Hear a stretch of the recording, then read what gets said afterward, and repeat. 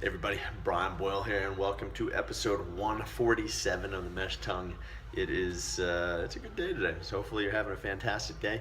And thanks for all those questions, comments coming in. Just send those to Brian, B-R-I-A-N, at company number 5k.com. I'd be happy to get back to you.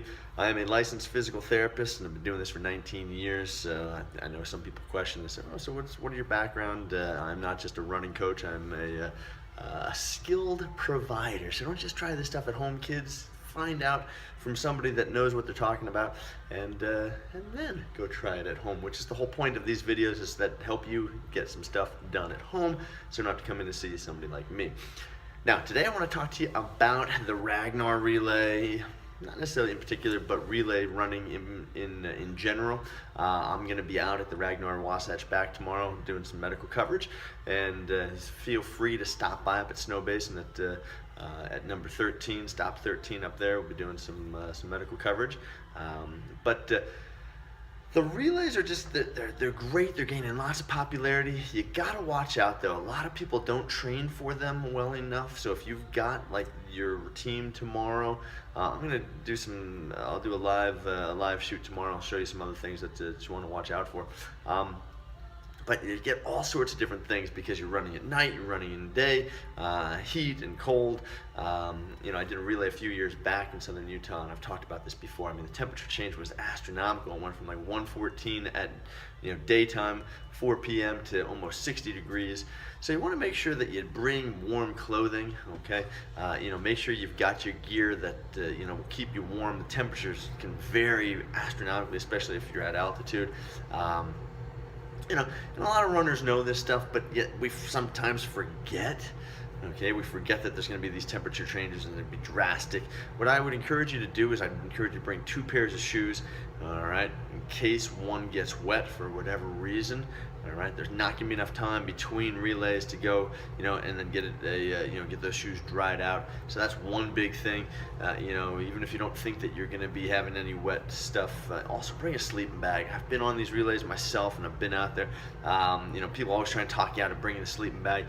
You got to get your rest. Rest is huge, huge, huge for these things. Even if it's only a couple hours, you're going to be more comfortable. I can guarantee it. Even if everyone's like, well, don't pack so much, bring something, sleeping bag. It can be a thin sleeping bag. I've tried both ways. I'm always way more comfortable in the sleeping bag than I am without. Blister kits, if you've got just some stuff, band-aids, calf stretch board or something that you can bring, like a rocker board, is perfect. Put it in the van, let the whole team use it. Most of these relays have medical coverage, so at these stops we'll have stuff like this. But in case you're out and you're not at stop 13 or stop 26, okay, you want to make sure that you've got this stuff in between. So take the stuff that you can take, the stick or the massage stick, the tiger tail. Those things work great just for massaging out the muscles in between getting to the medical coverage. Some helpful hints as to think about what you would normally do. Because if you're running a 5K or a 10K, and then you're hopping in a van, and then a couple hours later you're running another 5K or 10K, or even more, maybe even a 10 miler, and then you're hopping in a van, and then you're a couple hours later doing the same thing. This does take a beating on the body. That's why we're there. We provide medical coverage. It's not just for aches and pains, scrapes and bruises. It's for the stuff that you maybe already been dealing with, and now you need a little bit of